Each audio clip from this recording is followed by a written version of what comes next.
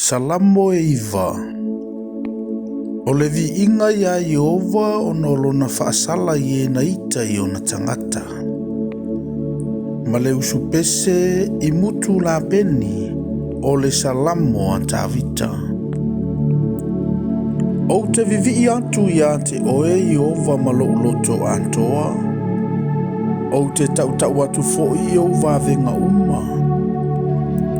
O te fia mo oli ia te oe. O te pese lava i lo suafa le sili ese. Na liutua ina oe ua ita mai ia te au. O na tau suaia i leo i lantou. Ma whano lava ai o luma. Awa ua e whaia lo whaamasinunga ma lau whinaunga. Ua e tia i le nofoali e whaamasino tonu ai. Ua e awa i antu i nu ese. Ua whaumatia e oe a mio leanga. Ua e soloi e sea o lātou ingoa e o i le whaavavau lava. O e ita mai. Ua whaumatia e whaavavau o lātou whaatafunanga. Ua e olo palaina a ai. Ua ngalo lava le whaamanatuina o i lātou. A o Yehova. E tie lava ia e whaavavau.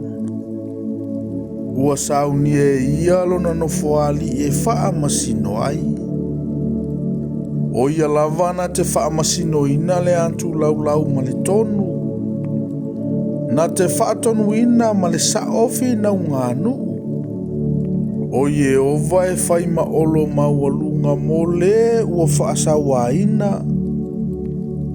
O le olo maualunga iona po e iai le puapuanga. E whaatua i ante oe ua iloa lo suafa. Aua, Yehova e te le tu una i lantou o e sa ili i ante oe. Ina pepese atu ia o tau ia Yehova, o loo a fio i Siona. Ina faali atu ia i nuu ana mea na fai. Aua o le taui le toto, na te manatua i lantou. Na te le whaangalongalo inga le tangi o e ua puapua ngatia. Yehova ia e alofa mai i a te au. Ia e sila mai i lo puapua ngā. Na tupu mai e ua ino mai i a te au. O oe nā o le ua aveina e au ai whai totoa o le oti. Ina ia o tau antu o vi inga umai whai totoa o le tamawhawhine a Siona. O te fia i lau whaaola tanga. Ua ngongotonu ese i le lua na lātou whaia. O lea lava upenga na nātia e i lātou. Ua lave ai o lātou vae.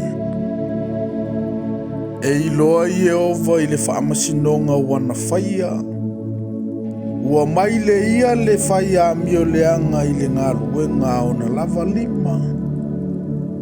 I kaiona. E tulia i se oli o e whaia mio leanga. Ono o malava o e whaangalongalo i le atua.